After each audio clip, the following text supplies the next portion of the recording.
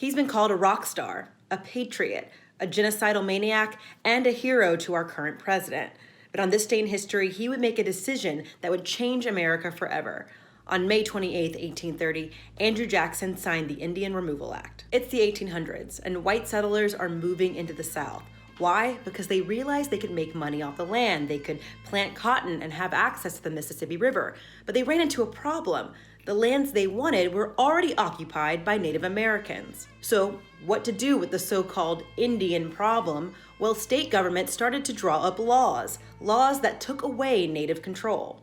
However, the U.S. Supreme Court disagreed with the states and said that Native nations were not to be interfered with. Well, President Andrew Jackson had other ideas.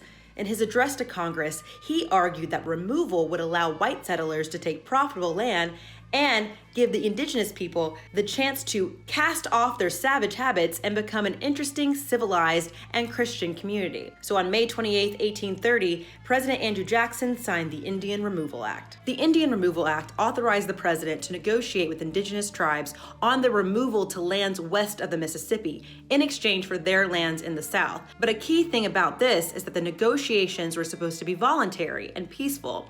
But President Jackson didn't believe that the law applied to him, and in 1831, he coerced the Choctaw tribe into signing a removal treaty. In response to the treaty, Choctaw Chief David Folsom said, "Our doom is sealed. There is no other course for us but to turn our faces to our new homes toward the setting sun."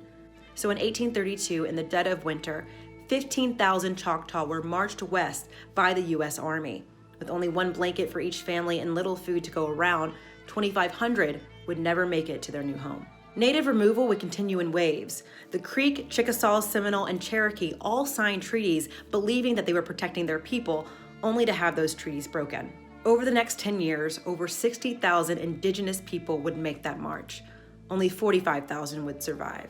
That march would become known as the Trail of Tears. President Andrew Jackson, the rock star president, the man on the $20 bill, orchestrated the removal of thousands of indigenous people off their native lands. The Trail of Tears reverberates today.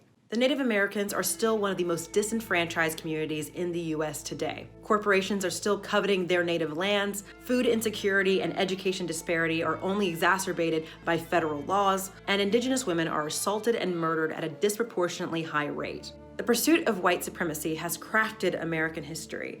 Listen, Andrew Jackson was married to my great-great-great aunt, so we all have history that we're not proud of, but it's important that we tell the whole story. We have to tell the whole story, the good and the bad, no matter how painful or uncomfortable it makes us, because the whole story is the American story.